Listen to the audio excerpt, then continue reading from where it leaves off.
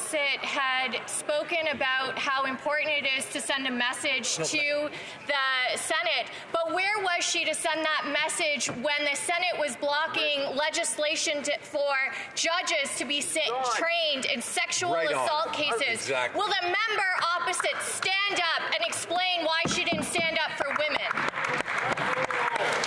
Unfortunately, we've run out of time for responses. Statements by members. Déclaration de député. L'honorable député. The Honourable Member for Ottawa-Vanier. Thank you, Mr. Speaker.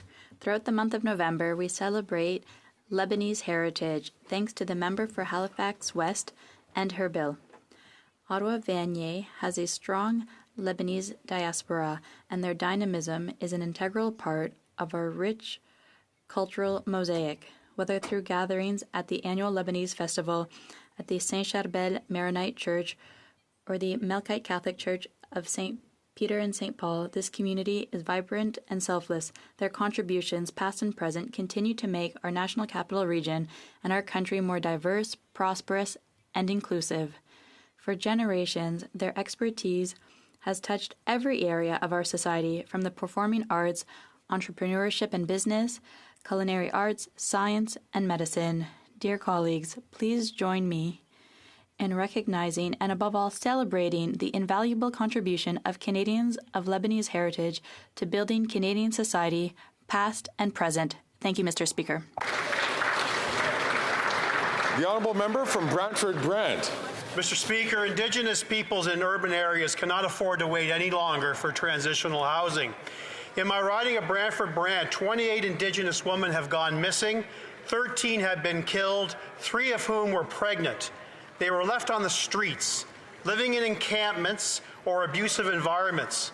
The demand for housing for urban Indigenous people in Brantford-Brant and across this country has reached a crisis, and this will continue to compound by the lack of second-stage housing for women and girls and two-spirited Indigenous peoples.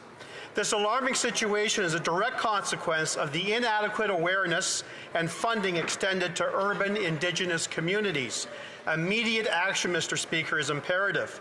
In recognition of Housing on the Hill, I rise today to demand that the government prioritize Indigenous housing.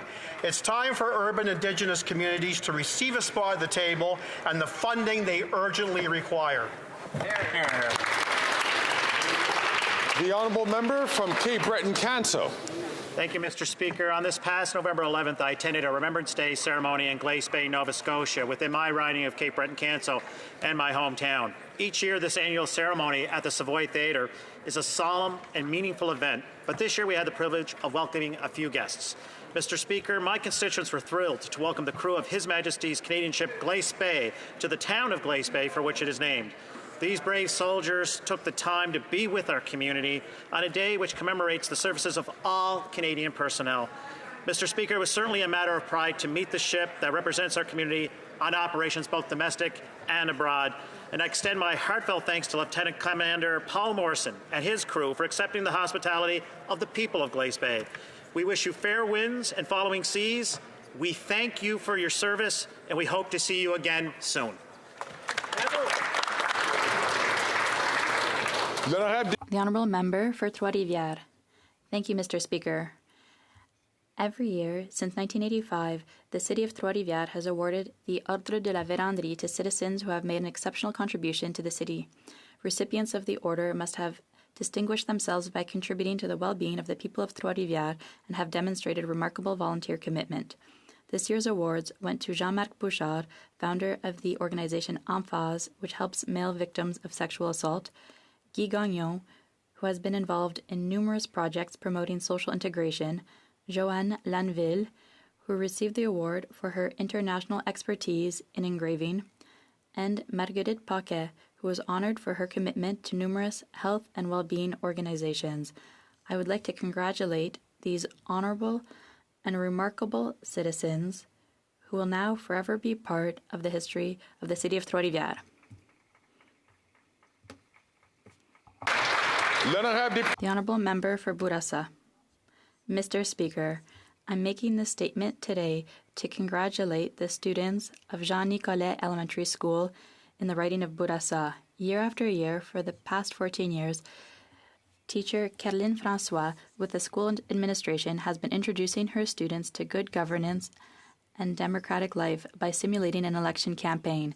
For the 9th consecutive year, I had the privilege of swearing in the government of Class 321, made up of Brian Daniel Lafortune, Prime Minister, Eve Bergeron, Deputy Prime Minister, Esther Charles, Minister of Justice, Marshall Fils-Aimé, Minister of the Environment, Ryan Fatsimi, Minister of Sports and Recreation, Adel Badri, Minister of Communication and IT, and Hedley Wiggins-Louisin, Minister of the Public Service and Auditor General.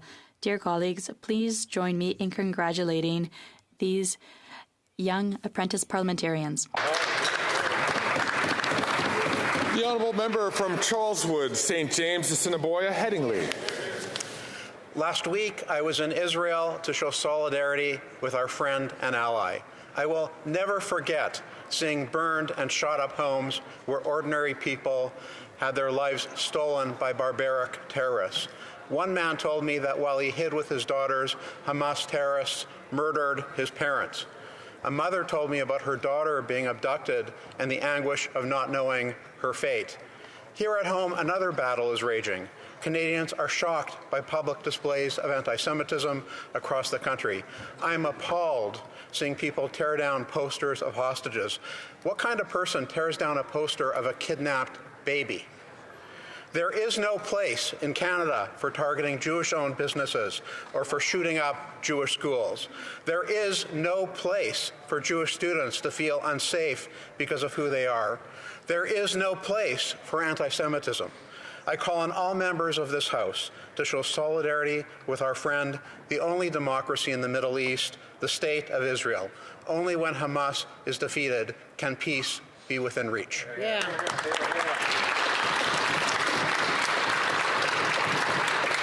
The honourable member from Humber River, Black Creek. Thank you very much, Mr. Speaker. Today, I would like to acknowledge a historic milestone for Taiwan's defense and technological prowess.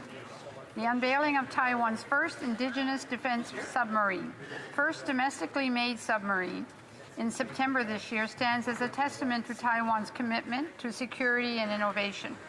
This achievement is not merely a symbol of maritime strength, but a testament to the dedication and expertise of Taiwan's engineers, scientists, and visionaries. Submarine represents a leap forward in self-reliance, showcasing Taiwan's ability to defend itself and contribute to regional stability. With cutting-edge technology and a determination to safeguard its waters, Taiwan exemplifies resilience in the face of challenges. This submarine underscores a vision of peace through strength, a commitment to protect freedom, and uphold democratic values in the region. May this submarine serve as a guardian of peace, security, and prosperity for Taiwan and the international community. Thank you, Mr. Speaker. The honourable member from Calgary, Skyview. Mr. Speaker, Alberta's Premier Daniel Smith is doubling down on fear and fiction.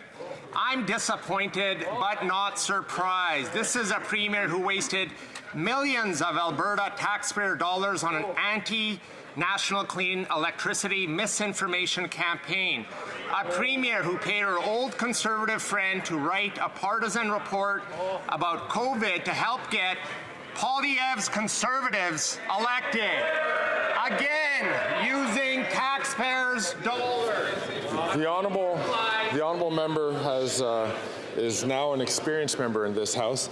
We cannot refer to other honourable members who do sit in this place by their last name, but only by their riding name. The honourable member has 25 seconds left on the clock. A Premier who lied to Albertans when she said she was asked by electricity regulators and the Association of Rural Municipalities to impose a recent ban on renewables. Mr. Speaker, it's a troubling pattern. Last month, I called on Premier Smith to lift the renewables moratorium so we can continue building Alberta's clean energy sector.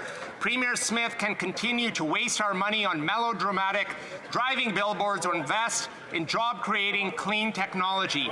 It's her call.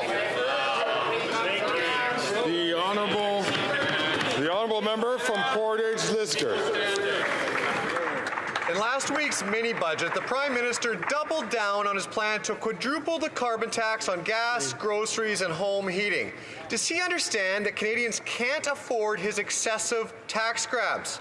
Feed Ontario's 2023 hunger report shows that over the past year, the number of people accessing a food bank has increased by 38%, while visits have increased by 36%. These are the largest single-year increases ever recorded by Ontario's food bank network.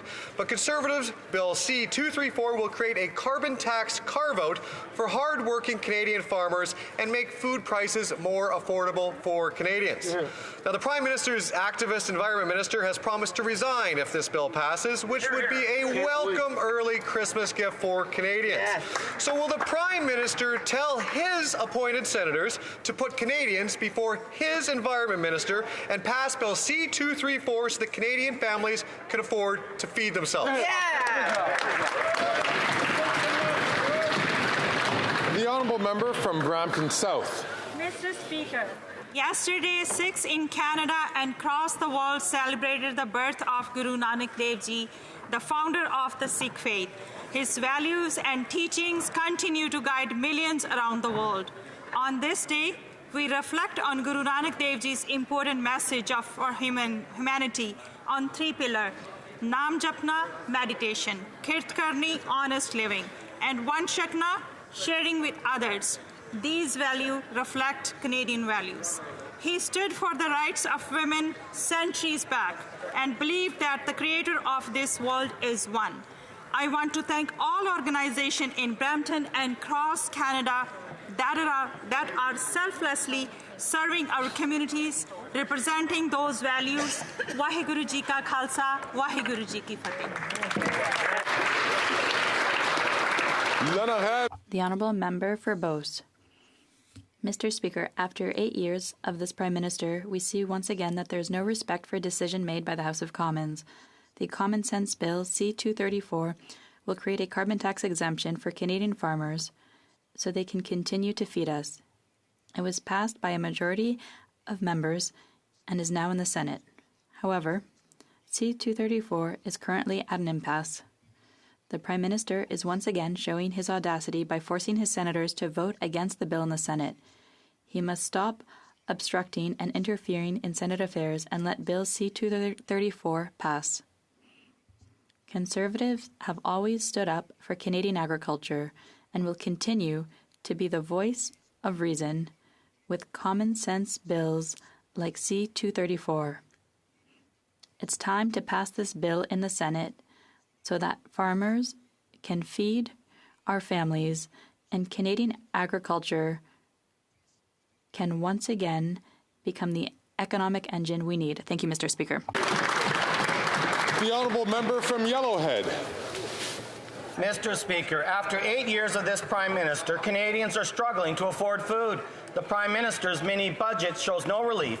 Instead, the NDP Liberal government is committed to quadrupling the carbon tax on gas, groceries, and heating. As Canadians battle the rising cost of living, food banks face record demands. In Ontario alone, over 800,000 people access the food bank, a 38% increase from the year before and the largest increase ever recorded by Ontario's food bank network. Conservative Bill C-234 proposes a carbon tax carve-out for farmers. This measure will directly reduce food prices. The Environment Minister threatens to resign if C-234 passes. The Prime Minister should instruct his senators to pass this bill. It's a win-win. Canadians get financial relief, and a minister who's in a different reality for struggling Canadians will step down. The government needs to finally help Canadians instead of their tax agenda. The Honourable Member for Sudbury. 2 years ago, the community of Sudbury was stunned by the news that Laurentian University, facing a dire financial crisis, chose to pursue the CCAA process. The result was significant job losses, programming cuts, and far too many students' education placed in jeopardy. These losses represent a generational impact to Sudbury. When meeting with faculty, unions, and members from the community, it was clear we needed to take action to ensure this never happens again, not in Sudbury and not anywhere in Canada. Last week, as part of the fall economic statement, our government announced its plans to amend the CCAA to prevent any and all post-secondary institutions from accessing the Bankruptcy Act as a means of dealing with financial hardships. Mr. Speaker, our government is taking the necessary steps to preserve the security of students' education and the employment of university faculty and staff. The people of Sudbury have been heard on this important matter. Thank you. The honourable member from North Island Powell River. Thank you, Mr. Speaker. Seniors deserve better. We have the fastest growing senior population ever, and the federal government should have a plan.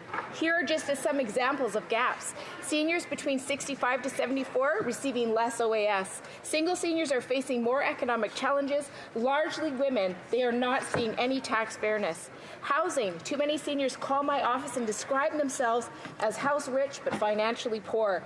They share that they have housing beyond their means to maintain, but the market is not building houses that they need. One told me that her kitchen is upstairs, but she can't handle stairs anymore, so she lives downstairs and uses a hot plate. Far too many seniors are now unhoused. Medication continues to be too expensive, and across Canada, too many seniors cannot afford the cost. They are making choices that hurt their health. The NDP will create a national seniors strategy, working with all levels of government to create solutions that make sense locally. We'll address unfair taxation and find ways to support seniors so that they can age with dignity. Isn't it time for that kind of government? Hear, hear, hear. The honourable member for Abitibi-Témiscamingue. Mr. Speaker, 1 week after the Montréal Alouette, more Québécois than ever, won the Grey Cup, the Carabins from the Université de Montréal, my alma mater, won the Vanier Cup, the ultimate prize in Canadian university football. Led by quarterback Jonathan Senecal and an unstoppable defense, head coach Marco Yadeluca's Montagnat didn't allow a single touchdown during the postseason playoffs. And what can we say about Nicky Farinacio's tackle on a third play to cap a 16-9 victory over the UBC Thunderbirds? The two most important trophies in Canadian football, the Grey Cup and the Vanier Cup, are now in Montreal. In Quebec, they are with us, Mr. Speaker. And Mr. Speaker, thanks largely to the Carabin football program, we'll have to call Canadian football Quebec football. Bravo to the Université de Montréal Carabin. Go Blues and go Quebec football. The honourable member from Peterborough Kawartha. Canada has seen the highest use of food banks ever in history. In Ontario alone, food banks had 6 million visits in 1 year. Why? Because people cannot afford the cost of food. Why is food so expensive? Because this Prime Minister is taxing farmers into bankruptcy. That's right. The Liberals are planning to quadruple the carbon tax. Unbelievable. One farmer in Alberta pays $180,000 a year in carbon tax, and that doesn't include the GST on top of that. This is not sustainable. Food is not a luxury. This can be fixed. Conservative Bill C-234 is a carbon tax exemption for farmers. It passed in this House, but the Liberal-controlled Senate is blocking the passing of this bill. That's right. Why? Because the radical environment minister has threatened to resign if any more carbon tax carve-outs are permitted. Let's end this nonsense and implement common sense. Pass Bill C-234 and support the people who feed us, farmers. Support farmers. The honourable member from Northwest Territories. Mr. Speaker, November is Indigenous Disability Awareness Month, a time to recognize the contributions of Métis, Inuit and First Nations with disabilities to Canada's social, economic and cultural fabric. Included in Canada's action plan to implement UNDRIP is a measure to ensure the equality rights of Indigenous persons with disabilities are respected in the design and delivery of government programs, policies and services. The government is also working with Indigenous communities and their representatives on the realization of the United Nations Convention on the Rights of Persons with Disabilities and has funded numerous projects to support the social inclusion of persons with disabilities. Together with the disability community, stakeholders, and other levels of government, Canada is creating more inclusive workplaces and communities, providing additional opportunities for persons with disabilities, including Indigenous persons with disabilities, to reach their full potential. Oral questions. Questions orales. L'honorable The Honourable Leader of the Opposition. After 8 years, this Prime Minister is not worth the cost, Mr. Speaker. He said that doubling the national debt would have no effect because interest rates were low. But those same deficits have fueled interest rate increases. And next year, we will spend $52 billion a year. That's $3,000 per capita in debt service. That's more than we'll be spending on health. Why is the Prime Minister spending more for bankers than for nurses? The Right Honourable Prime Minister. Mr. Speaker, since last week, more and more Canadians are having trouble believing the Leader of the Opposition. Let me bring back the true facts. Canada's debt is the lowest in the G7. We have the best debt to GDP ratio in the G7, and inflation keeps going down while maintaining services that Canadians rely on. The Conservative leader would cut child care services to seniors, benefits, and care for children. We will continue to invest. We're there for Canadians. We will continue to make responsible investments. The Honourable Leader of the Opposition. Mr. Speaker, that's false. Seniors are having to cut now, and other Canadians too, when it comes to groceries, for example. The director of Quebec Food Banks said that the situation is unprecedented and dramatic. 61% of food banks were running short of supplies. That's the poverty after 8 years of this government who's boosted food prices with his inflationist spending and his carbon tax. Will he reverse those policies so Canadians can afford to eat? The Right Honourable Prime Minister. Mr. Speaker, it's getting a bit hard to believe what the opposition leader is saying because instead of accelerating the enactment and the passage of Bill C-56, which would help Canadians with more competition in the grocery sector, he held up its passage. He found ways to slow that bill down, and that bill could help Canadians. We will continue to help Canadians out. We will invest in the economy, in supports for Canadians, while staying on a responsible financial course. It's impossible to believe anything this Prime Minister says. First, when he gave $15 billion for one battery plant, he said there'd be no foreign workers. It was all a rumor. And then he said it would be one. And then his minister said there'd be a few. Now the company says it will be 900. This is $15 billion, $1,000 in cost for every single family.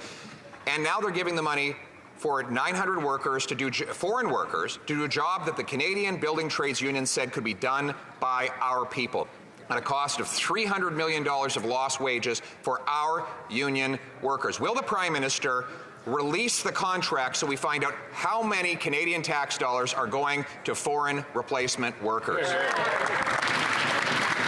The Right Honourable Prime Minister. Again, Mr. Speaker, I'm going to have to correct the facts in this House of Commons, given what the Leader of the Opposition continues to say.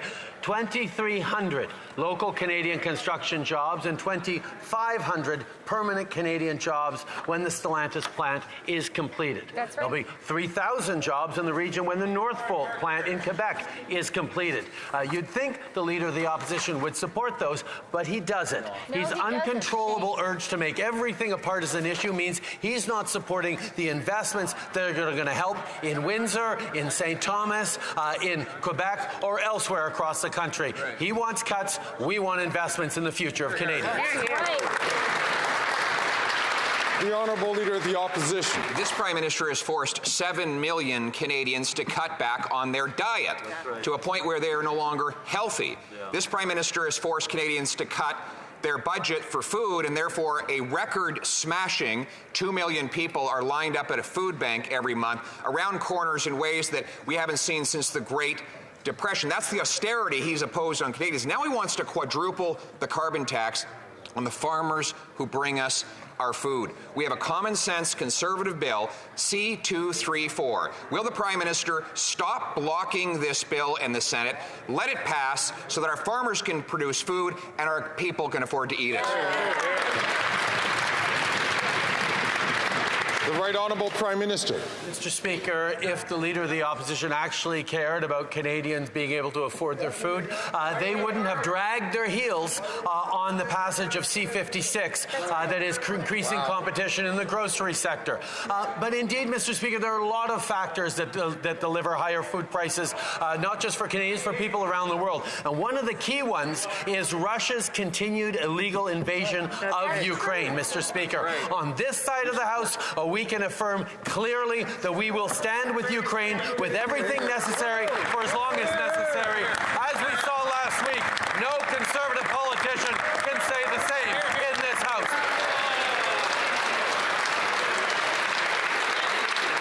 The Honourable Leader of the Opposition. Actually, we are the only party that has stood with Ukraine, Mr. Speaker. Rather than trying to impose a carbon tax. But, you know, this Prime Minister, I understand what he's doing. He has imposed so much misery here at home, whether by doubling housing costs, forcing people into tent encampments, forcing 2 million people to go to a food bank. These are the problems here at home at the kitchen table. He is so desperate to talk about anything else that he avoids talking about what's happening in our own country. So will he answer the question? Will he take his tax off our farmers so our people can afford to eat?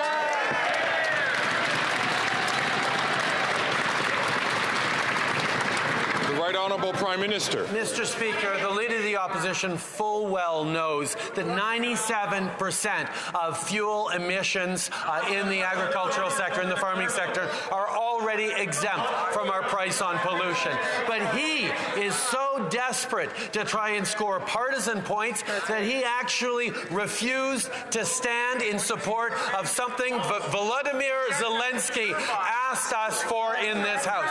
How is the Leader of the Opposition explaining to Ukrainian Canadians right across the country that he no longer stands with Ukraine on things that they need right now to win this war against Russia?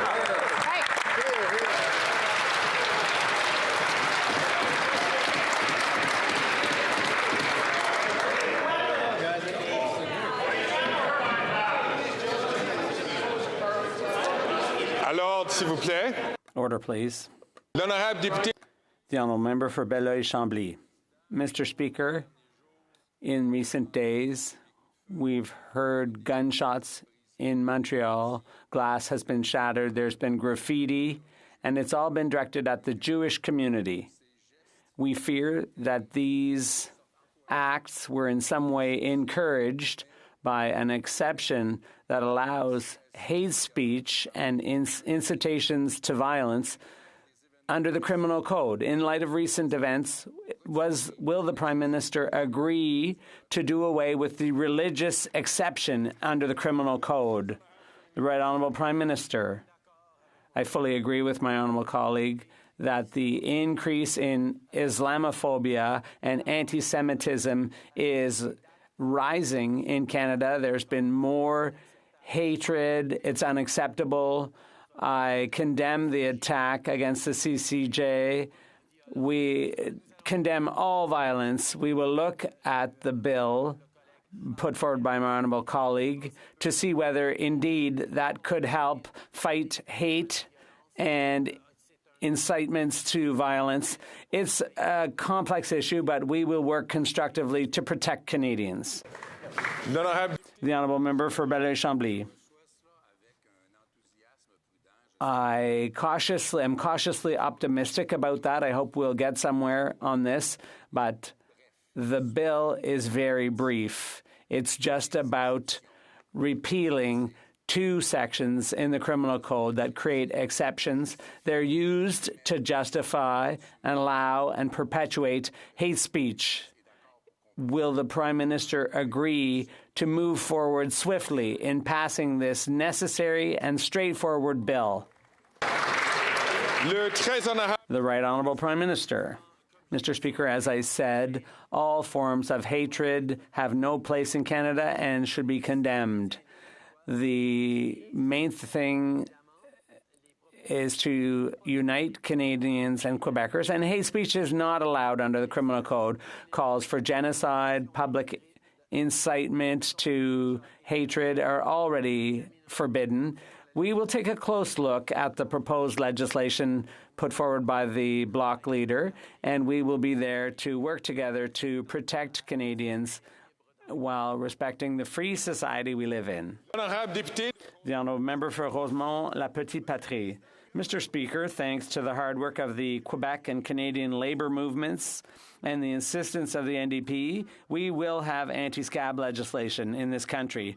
The law will make it possible to negotiate better working conditions and wages for workers. But we had to force the Liberals to do it. And the Conservatives, who claim to be on the workers' side, refuse to say whether they will vote for this bill, which would help increase families' purchasing power. Mr. Speaker, the anti-scab law must be passed and enter into force quickly. Will the Liberals do it, or will they drag their feet some more? The Right Honourable Prime Minister. Mr. Speaker, I understand that the NDP likes to say that they're the party of the workers, but since 2015, we've been there to demonstrate that we are with repealing anti-union legislation that came into force under the Harper government. We've been there to show that we're willing to work hand in hand with unions. We've done that since 2015, and we will keep doing so. We're very pleased with this legislation that prohibits replacement workers. We're glad that the NDP worked together with us, and we hope the Conservatives will understand that in order to build a stronger middle class, it requires strong unions. So we need to support unions, too. From Hamilton Centre. For decades, New Democrats, the Canadian Labour Congress, have fought Liberals and Conservatives for anti-scab legislation, and this session, the NDP used our power to force the Liberals to finally respect collective bargaining rights. And while the Conservative leader pretends to have the backs of workers, when push comes to shove, he's nowhere to be found to stand up for them. CLC leaders are here on the Hill today demanding that the anti-scab legislation be implemented sooner than the 18-month Liberal timeline. So, will the Prime Minister commit to the necessary changes to truly support workers and implement the anti-scab C-58 as quickly as possible?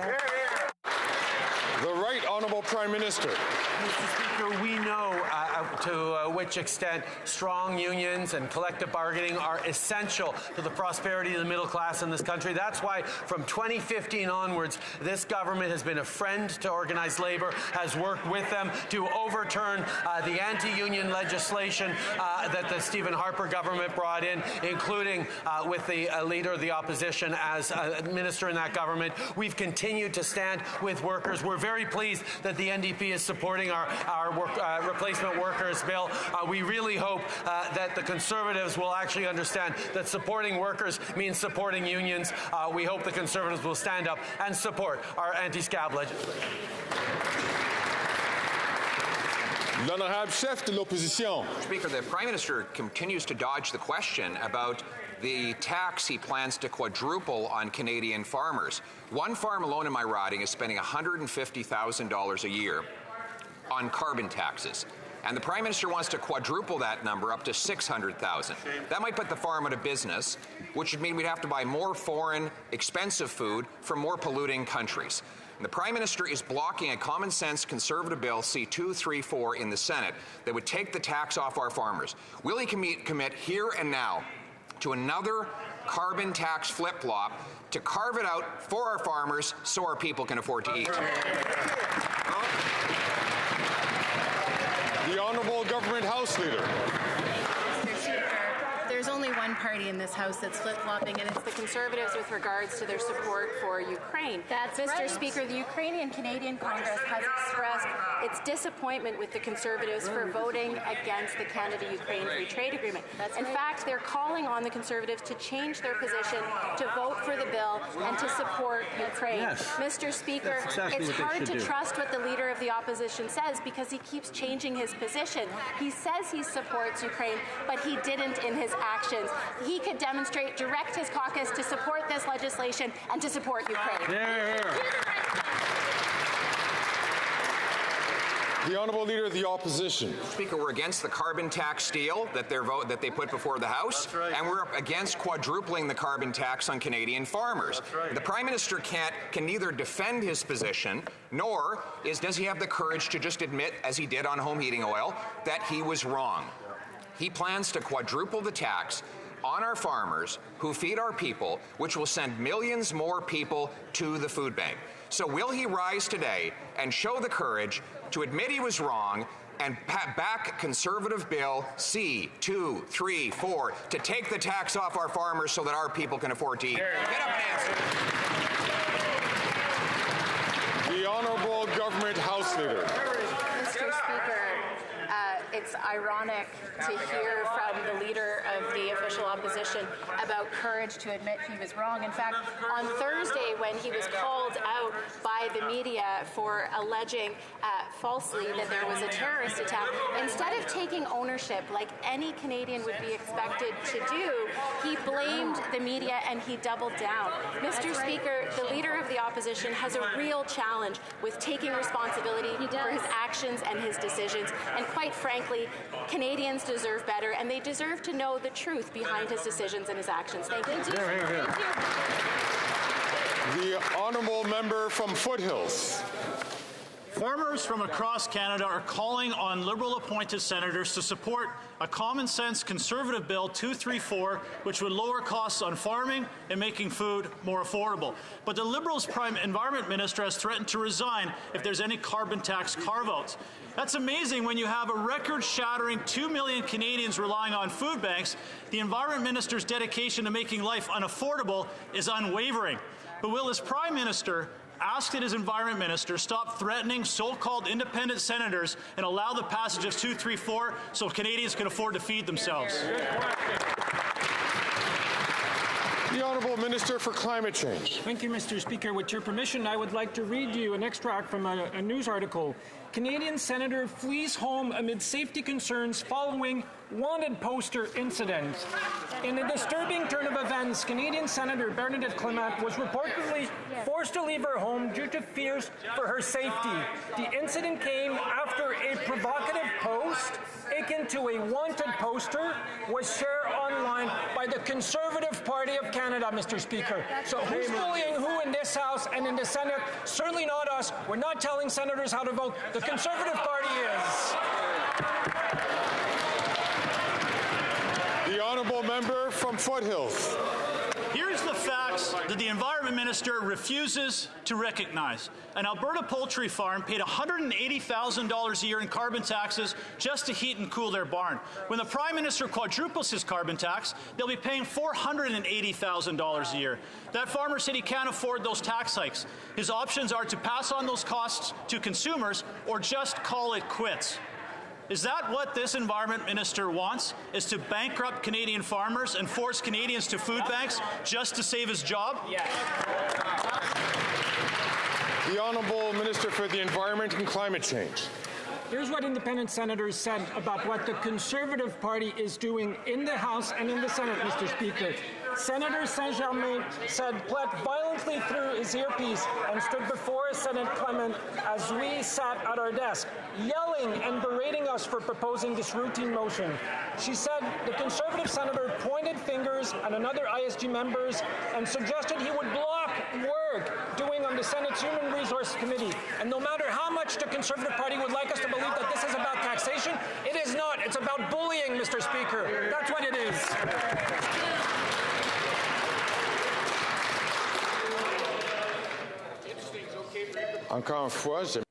Once again, I'd like to call on all members to please refrain from speaking when it's not your turn. That way, all members can hear the question and the answer. The Honourable Member for Louis Saint Laurent. Thank you very much, Mr. Speaker. The Liberal government is costing Canadians more and more. The Liberal carbon tax on farmers is driving up the price of food. And I would remind you that people are already struggling when it comes to grocery costs. The Conservatives are proposing a common-sense measure, which is to scrap the Liberal carbon tax on food production. That's Bill C-234, which is in the Senate. Everybody is with us on this. It's just the sore losers that don't agree with us on this. Why don't they tell their unelected senators not to be holding up this bill? The Honourable Minister of the Environment and Climate Change. Mr. Speaker, it's interesting to see the Conservatives' double standard on the Senate because they've used it to block legislation they don't like. They don't hesitate to do that. I'd also like to point out that in a recent article, independent senators were bullied by a Conservative senator at the request of the Conservative Party of Canada. That's not the way things work in this place. We don't tell the senators what to do. That's not how it works, unlike the Conservative Party of Canada. The Honourable Member for Louis Saint Laurent. Mr. Speaker, the fact in my riding is, and I'm sure it's the same in Montreal, the fact is that food banks are overrun, not with food, but with people coming to use the food bank. People who used to contribute to food banks are now relying on them. Over 2 million Canadians are using food banks. And our proposal is to help farmers, to help bring the price of food down. But the Liberal government wants senators to defy the will of the elected House. Is that what you call democracy? The Honourable Minister of the Environment and Climate Change. I find this a bit strange, Mr. Speaker, that the Conservative Party never mentions the $1.7 billion in support for farmers that we give them all across the country. It's also interesting that they never talk about the impact of climate change, which costs farmers hundreds of millions of dollars, and that number is constantly rising. And speaking of the Senate, Mr. Speaker, media reports show that a Conservative senator, at the request of the Conservative Party, has been bullying other senators. And this was orchestrated, this campaign of violence was orchestrated by the party, Mr. Speaker. Before I proceed to the member for Belleuil-Chambly, I'd just like to remind all members that even in our comments, even if you don't have the floor, it's still important to use parliamentary language. And people should not be accused of lying deliberately, even by hecklers. The Honourable Member for Belleuil-Chambly. Mr. Speaker, in recent days, we've seen the Minister of Immigration say some disrespectful things, disrespectful towards a Bloc member who was simply asking a question and merely doing his job. But let's just move on. The minister should recognize that given his own government's commitments, the federal government owes Quebec $460 million for accommodating asylum seekers and refugees. Can the minister admit that? The Honourable Minister. What I said quite clearly, Mr. Speaker, was that Canada is not, the federal government is not a banking machine. We're not an ATM. We will meet with our Quebec counterparts to discuss their out-of-pocket. But it's not something I'm going to discuss on the floor of the House of Commons with the Bloc Québécois. I'm going to discuss it with my provincial counterpart in private. The Honourable Member for Belleuil-Chambly. I don't know who he takes himself for, Mr. Speaker, but he owes Quebec $460 million. If I don't pay my credit card, I don't say I'm not a banking machine. It's a bit facile as an answer. It's a lack of respect for parliamentarians. It's a lack of respect he's showing for Quebec. Why doesn't he make a deal with Quebec and pay off his debt to Quebec, especially when Quebec is taking in more than its fair share of refugees. What's with this minister?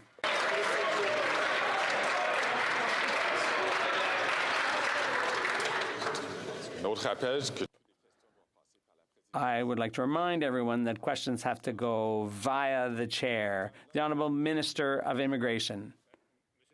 Mr. Speaker, quite simply, the Bloc is not Quebec. And this false indignation is what it is. It's phony. Once they have a concrete claim, we can discuss it. But clearly, I have a duty to speak to my responsible counterparts in the Quebec government. It's a two-way communication. It's not a one-way communication. Thank you.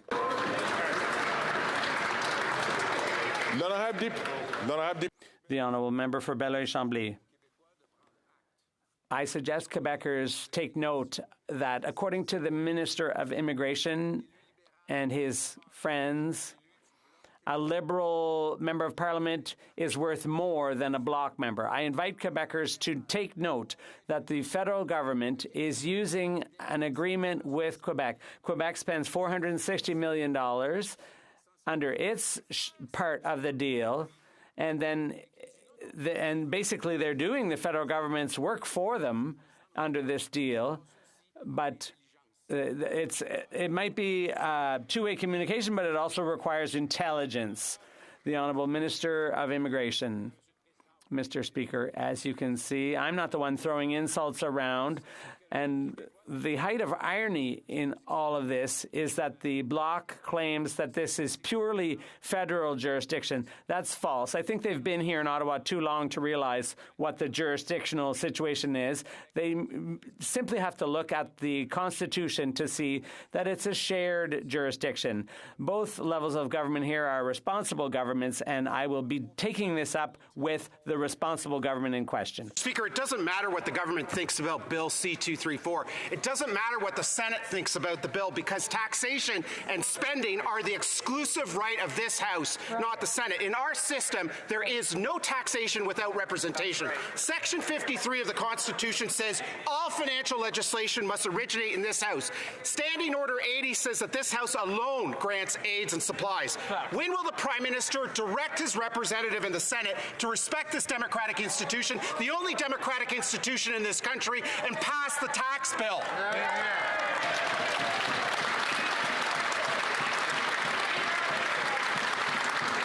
The Honourable Government House Leader. Thank you, Mr. Speaker. I mean, the irony coming from the other side of the House is almost too thick to handle today when we hear members' office talking about respecting democracy or democratic institutions. There's a pattern of behavior here that I thought was, maybe just with the Leader of the Opposition. I didn't expect it from the member from Wellington Halton Hills. But as he would know, there are no Liberal senators on this side, only Conservative senators. The Senate is independent. Unfortunately, they're bullying senators to force them to step back, and that's totally unacceptable, Mr. Speaker. The Honourable Member from Wellington Halton Hills. Mr. Speaker, we used to live in a country where the governor regularly ignored bills passed by the elected Legislative Assembly. We used to live in a country where the appointed upper chamber used to regularly ignore bills passed by the elected lower chamber. That was a country long, long ago whose institutions were abolished after the rebellions of 1837. But now the unelected Senate thinks it's some sort of Chateau, clique, or Tory compact, ignoring a tax bill passed by this elected House. Again, when will the Prime Minister direct his representative in the Senate to respect the right and will of this House and pass the tax bill?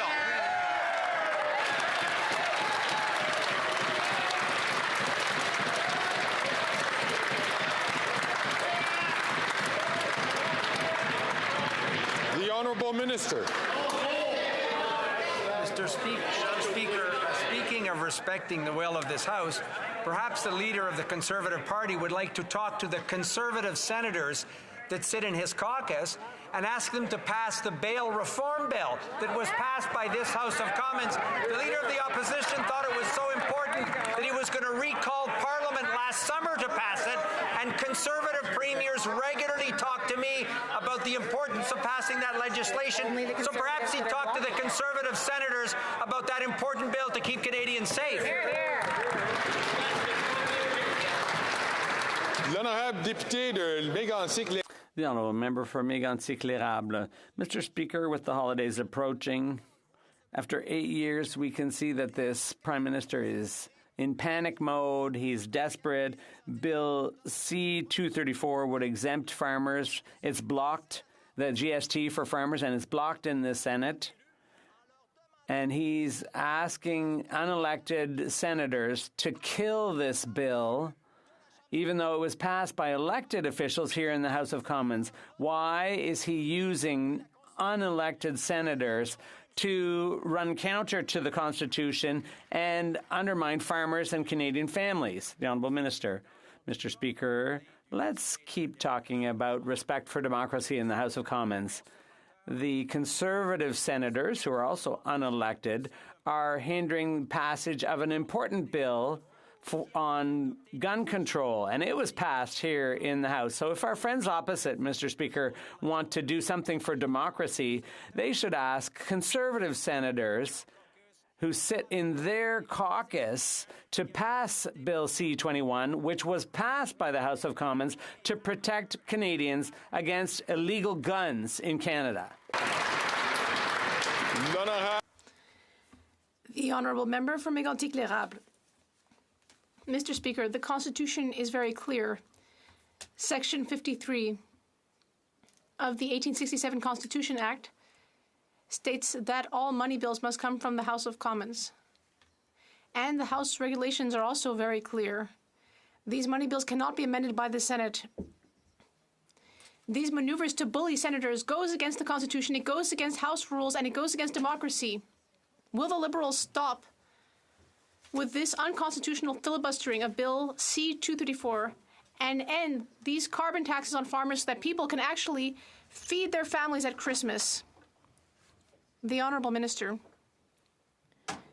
Mr. Speaker, once again, the Conservatives like to pretend in this House, like to claim that they're trying to protect Canadians, for example, from firearms violence, or ensuring that bail is effective in helping keep communities safe. Conservative premiers, such as Premier Ford, have asked for this.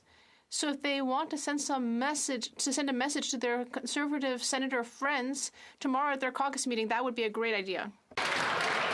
The honourable member from Vancouver East. People with full-time jobs are sleeping in their cars, and yet the Liberals are delaying funding for public housing until 2025. Experts are saying investing in community housing is not only socially responsible, but economically sound. Deloitte just released a report to say increasing the community housing stock could boost the GDP by up to $136 billion, while the corporate-controlled Conservative leader is off demonizing community housing. The Bank of Canada says it's anti-inflationary. So, will the Liberals stop delaying housing investments in the fall economic statement to get affordable housing built now? The Honourable Minister for Housing, Infrastructure and Communities. Mr. Speaker, I thank the honourable member for her question and for her joining me this morning to discuss the need to build more affordable housing with community housing providers who are in Ottawa today. With respect, the crisis that we're dealing nationally is a result of 30 years of failures to invest in affordable housing. We changed that with the adoption of the National Housing Strategy in 2017 and continue to make the measures. The fall advanced measures today. The fall economic statement included a recapitalization of our affordable housing programs to the tune of $1 billion and an additional $300 million that will flow early in the new year, just weeks from now. Thank you. The honourable member from Nanaimo Ladysmith. Mr. Speaker, a 12-year-old boy in British Columbia has died by suicide linked to cyberbullying and sextortion. This is a tragedy, with the most common targets of this criminal behavior being children. Despite this, Conservatives don't even want to see big tech regulated responsibly. The Liberals promised an online harms bill within 100 days of the last election. Over 2 years later, we are still waiting. So will the government finally make the internet safer for our kids, or is this another Liberal broken promise? Hear, hear. The Honourable Parliamentary Secretary. Thank you, Mr. Speaker, and I want to thank the member for this question. When I say my heart goes out to this family, I say that on behalf of every member in this chamber. No family should have to experience what this family is currently going through, Mr. Speaker. We recently passed Bill S-12 in this House, which addresses some of these concerns about online safety. The protection of children in our society is of utmost importance, and I have a commitment from this side of the House and from all sides of the House that we will do everything we can to make sure that they are protected. Thank you, Mr. Speaker. The honourable member from Winnipeg South Centre. Mr. Speaker, every day people across the country lose loved ones to overdoses caused by the increasingly toxic illegal drug supply. Tackling this national public health crisis requires us to leverage all of the tools at our disposal. I am the son of an addictions doctor working on the front lines of this crisis in Winnipeg every day. And like many of us in this chamber, I have members of my own family suffering from the harms of substance abuse. For me, as for so many Canadians, this is deeply personal. Can the Minister of Mental Health and Addictions please update this chamber on the renewed Canadian drugs and substances strategy? Thank you, Mr. Speaker. The Honourable Minister. Thank you, Mr. Speaker, and I want to thank the member for his question. We all know that the member is a compassionate and tremendous advocate on these issues and championing to help support our most vulnerable who struggle with substances. Recently, we announced the renewed Canadian Drugs and Substances Strategy, a comprehensive framework guiding our efforts to address the toxic drug supply and overdose crisis. It's centered on promoting public health and protecting public safety. In his own riding, we supported Sunshine House recently that's doing tremendous work, and together, Mr. Speaker, we'll continue to work to address and end the toxic drug and overdose crisis. Well done. The honourable member from Chatham-Kent-Leamington. After 8 years, this NDP Liberal government is just not worth the cost. Greenfield Global operates in Chatham, buying corn and converting it to a variety of alcohols, from pharmaceuticals to biofuels. They buy corn from Canadian farmers and from nearby American farmers who do not pay the carbon tax on fertilizer, the delivery of seed, and the delivery and drying of their corn. Can the Prime Minister explain what happens to Canadian farmers' bottom line when they pay the carbon tax and have to compete with American farmers that don't in their own backyard? Why is he interfering with the so-called independent senators blocking C-234? Hear, hear. The Honourable Minister for Agriculture and Agri-Food. Mr. Speaker, my honourable colleague is well aware farmers and ranchers are on the front lines of climate change. They expect parties to have a plan to deal with climate change. We have a plan. My honourable colleague's party does not. For an example, 2 weeks ago, I was in Winnipeg and announced a $9.2 million for Living Labs. In fact, Living Labs, Mr. Speaker, is to make sure that farmers, ranchers, scientists, and the industry itself work together to make sure that farmers and ranchers stay on the cutting line. We have and will continue to support our farmers. The honourable member from Dauphin Swan River, Neepawa. Mr. Speaker, we know why the Prime Minister is blocking the carbon tax carve-out for Canadian farmers. It's because his Environment Minister has threatened to quit if Bill C-234 passes. But the Environment Minister doesn't care about Canadian farmers because he's jetting off to Dubai for 2 weeks. It's the middle of the day in Ottawa, but it's the middle of the night in Dubai. So will the Prime Minister at least allow senators to pass the carbon tax carve-out while his minister is asleep in Dubai?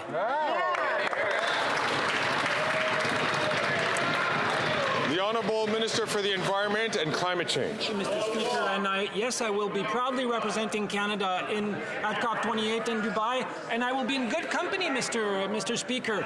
The Premier of Alberta will be there. Premier Smith is leaving tomorrow for COP28 with the largest provincial delegation we have ever seen in the history of COPs, Mr. Speaker. We will have the Premier of Saskatchewan, who will be there as well, Scott Moe, with the largest Saskatchewan delegation we've ever seen.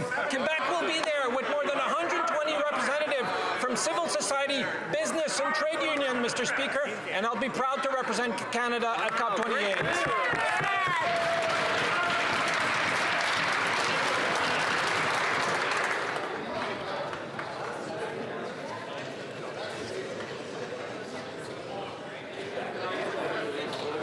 The honourable member from Lakeland.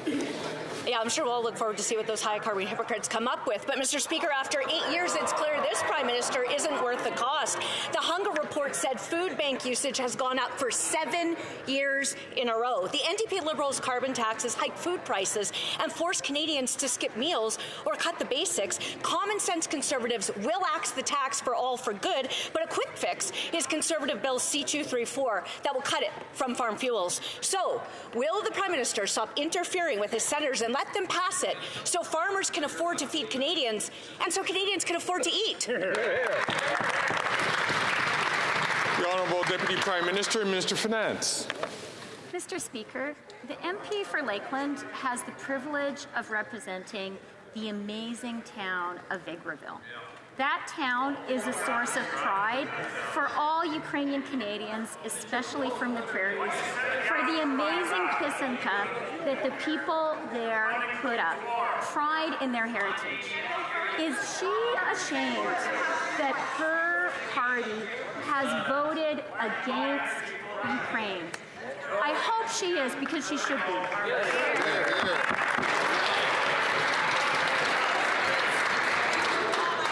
I know that the honourable member from Battle Creek, Crowfoot, is a very passionate man, but his voice does carry, and it is very unique. So I will ask all members to please keep their voices down, because we know that when one person has the floor. The honourable member from Lakeland. Well, Ukraine needs weapons in Canada's energy, not the Liberals' carbon tax. And I'm confident that the Ukrainian farmers, who are my neighbours and friends and relatives, support that position. I'll never stop fighting for them. But that right there is the Liberals' distract and divide agenda. And it's only these guys who don't get that when you tax the farmers that grow the food, the truckers that ship the food, the store that sells the food, and the consumer that buys the food, Canadians can't afford the food. Yet this PM is going to quadruple his carbon tax, even though he already forces the people to choose between heating and eating. Now, he can help bring down those costs right now. So when will the PM get out of his former Liberal donor candidate MP senators and get them to pass the common sense Conservative bill?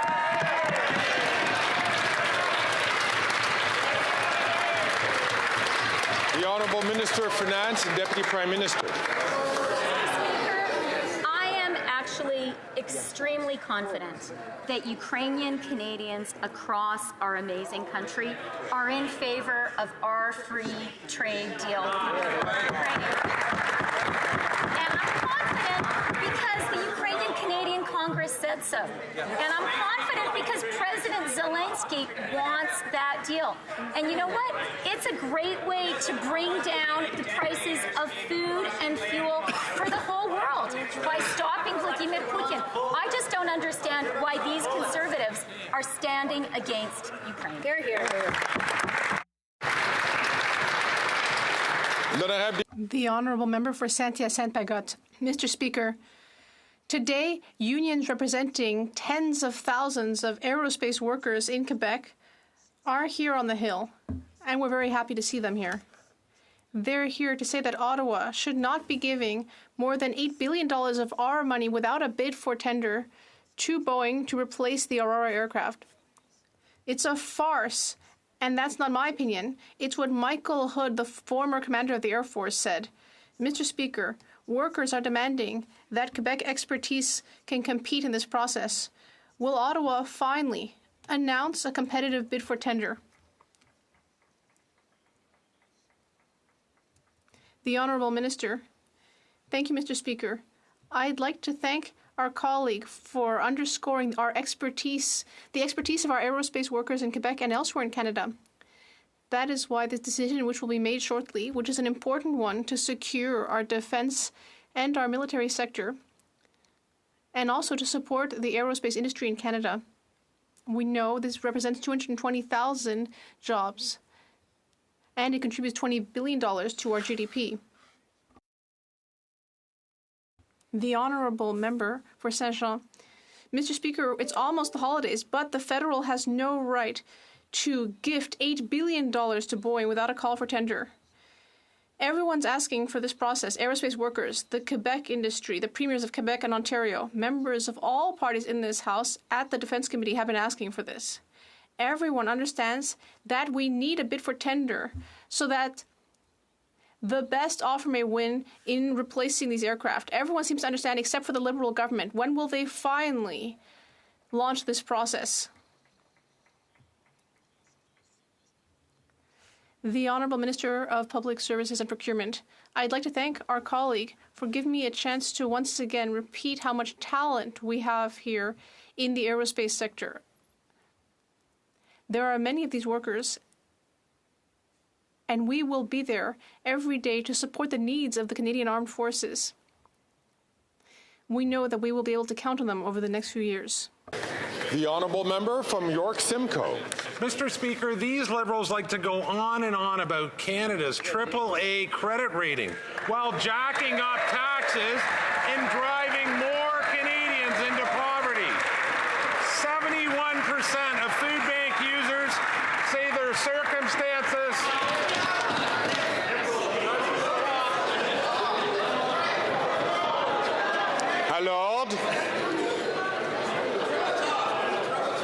The Honourable Member from York Simcoe, I had difficulty hearing his question. Can you please start his question from the top? Thank you, Mr. Speaker. 71% of food bank users say their circumstances have become much worse after 8 years of this NDP Liberal government. If this Prime Minister spoke to real Canadians lined up at food banks, he'd know you can't feed a family with AAA credit rating. So will this Prime Minister stop blocking common sense Conservative Bill 234 so Canadian families can feed themselves? The Honourable Minister for Families and Employment. Thank you, Mr. Speaker. We will continue to invest in social security programs like the Old Age Security, Canada Pension Plan, and in families through the Canada Child Benefit and the $10 a day childcare program, programs which the Conservatives continue to vote against, Mr. Speaker, totally lacking empathy or understanding of the struggle of Canadians. On this side of the House, Mr. Speaker, we will continue to govern with the needs of Canadians at the heart of everything we do. Thank you, Mr. Speaker. The Honourable Member from Edmonton Mill Woods. Mr. Speaker, after 8 years of this Prime Minister's soft-on-crime policies, crime, chaos, and disorder have become the norm in Canada.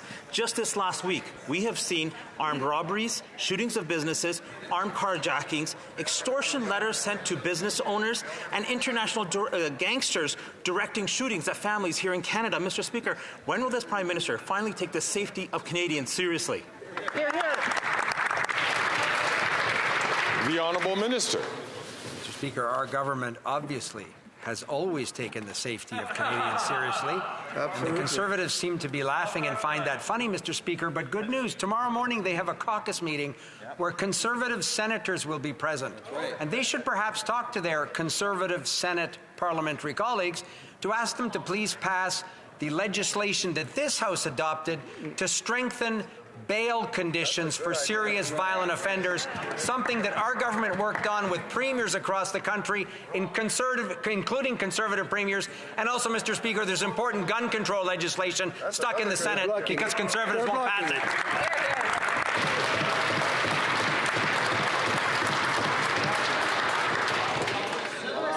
The Honourable Member from Edmonton Mill Woods. Mr. Speaker, that's another bill blocked by more Liberal senators, and it was actually this Liberal government's soft-on-crime policies like C5 and C75 that let serious violent criminals back onto our streets, and incidents of violent crimes have skyrocketed since then.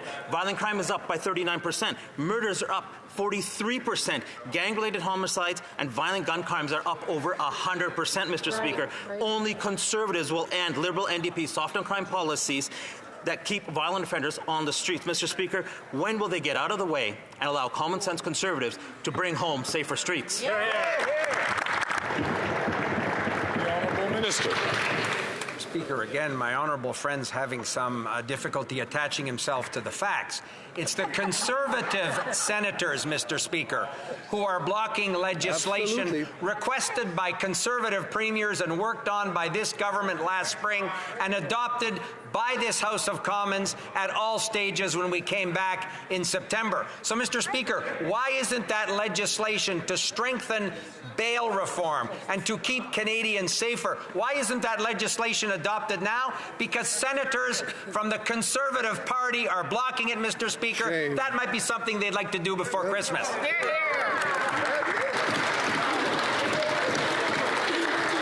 The honourable member from Halifax West. Mr. Speaker, our government is continuing to support Canadians. As inflation continues and some prices remain too high.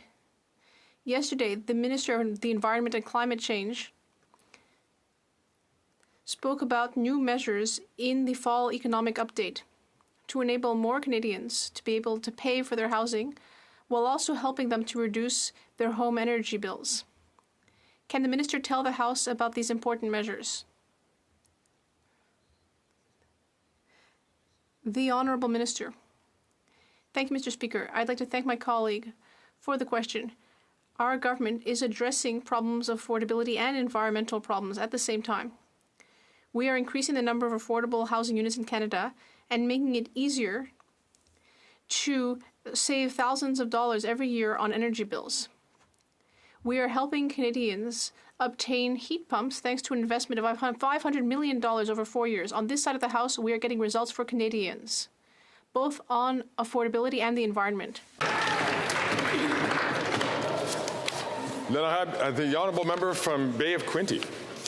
$15 billion. That's $1,000 per household and no guarantee for Canadian jobs.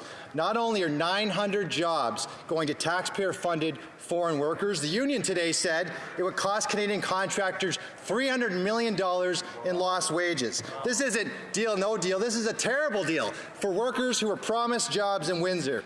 When will the minister responsible for costing the union $300 million, Canadian families $1,000 per household, release the contract that Canadians have paid for?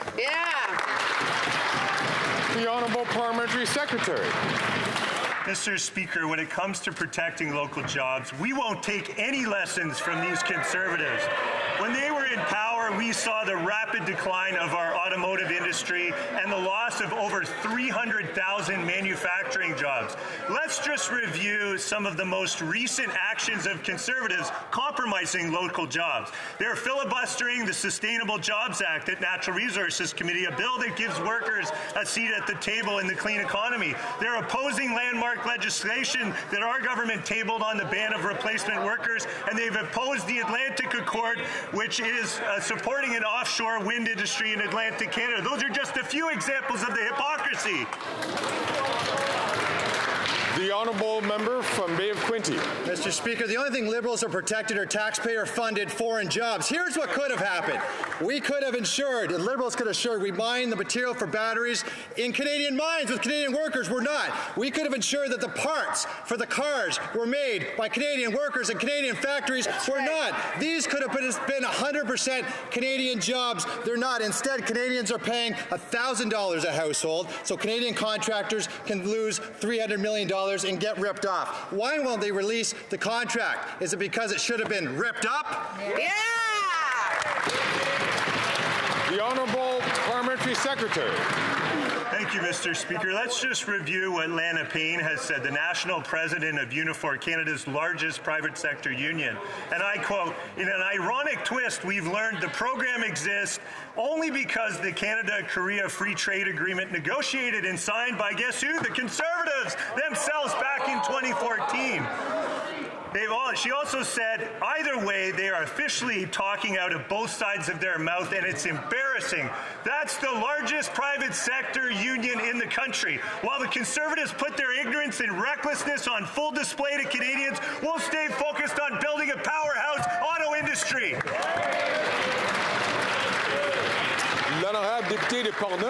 The Honourable Member for Portneuf-Jacques-Cartier. Thank you, Mr. Speaker.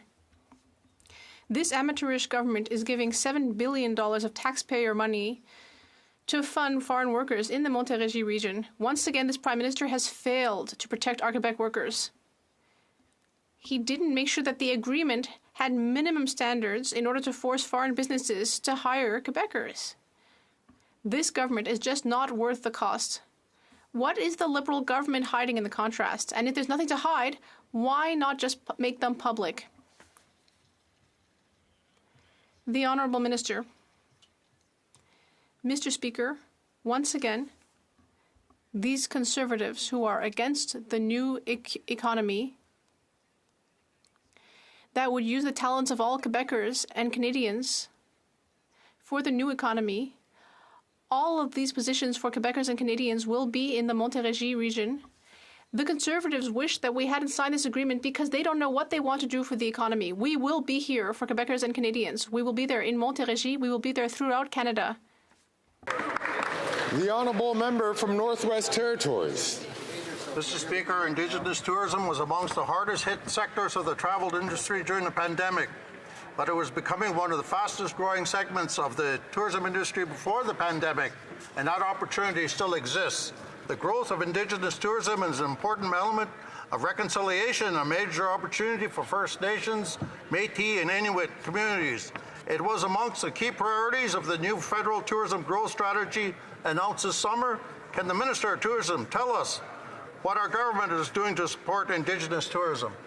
Thank you, Mr.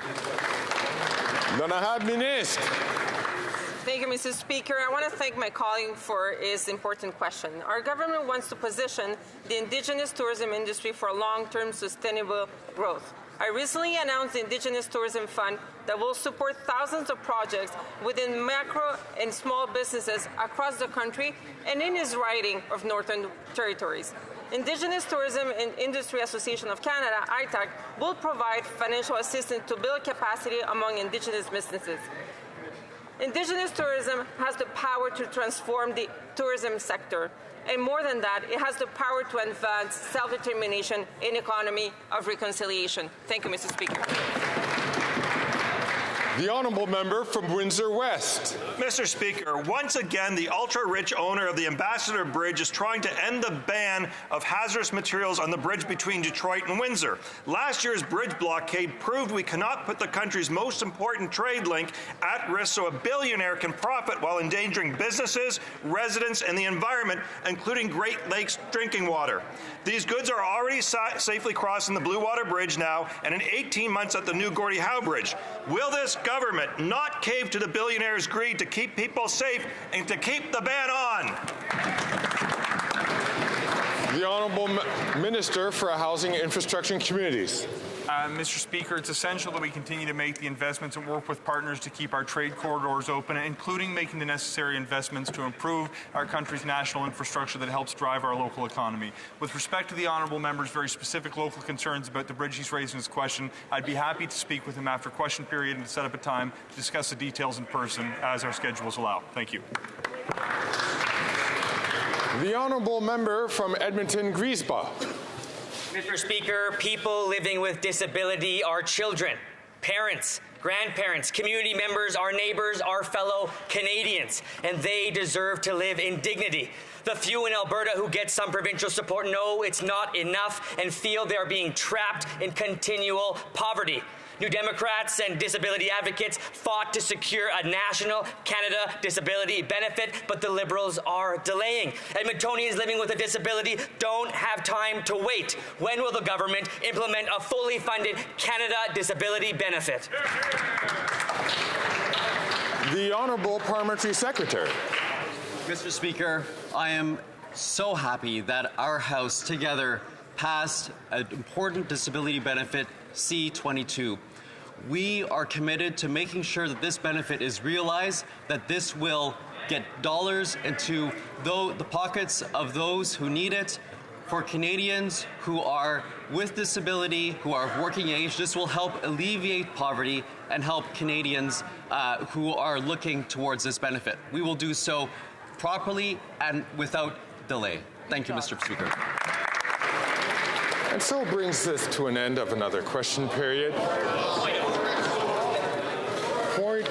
2 points of order. I recognize here on the floor the honourable member from Edmonton Sherwood Park. Thank you, Mr. Chair. Sherwood Park, Fort Saskatchewan.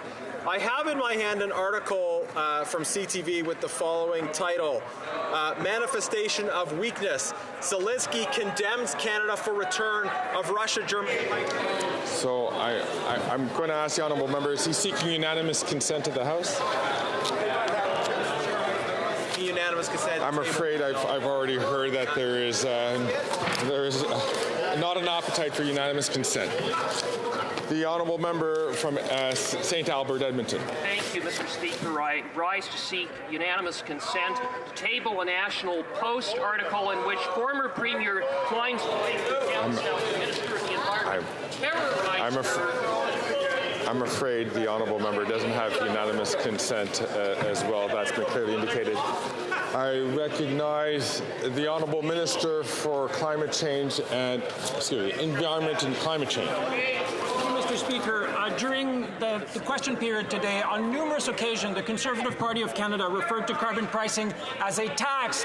They talked about the respect of our institution. Mr. Speaker,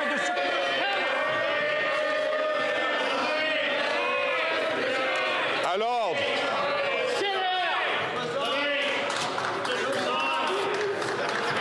the honourable minister knows that this is venturing into debate. The Honourable Parliamentary Secretary to the Government House Leader. Thank you, Mr. Speaker. The member from Prince George, Peace River and Northern Rockies on several occasions, Mr. Speaker, yelled from his seat, stop lying in the House. He used the word lie on several occasions, Mr. Speaker. I would ask that the member withdraw his comments. Good. I thank the Honourable Parliamentary Secretary for raising this issue. The Chair had already pointed out to members during today's oral question period that it is important not to use unparliamentary language. I made that point, so the matter has been dealt with. The Honourable Member for Mégantic-L'Érable on a point of order. During question period, the Environment Minister said that a senator had been violent towards other senators. That was disrespectful. I'd ask the minister to apologize. Once again, I thank the member for Mégantic-L'Érable, but that is a matter of debate. Orders of the day. Orders of the day. Ordre du jour. Ordre du gouvernement. Government orders, business of supply, resuming debate on an opposition motion regarding the passage of Bill C-234 by the Senate in the name of Mr. Poilievre.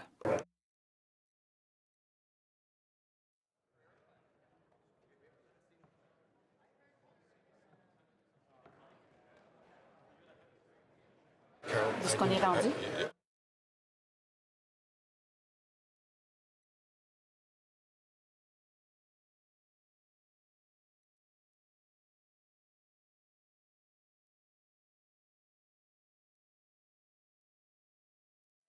Debate, the honourable member for the honourable government deputy House Leader.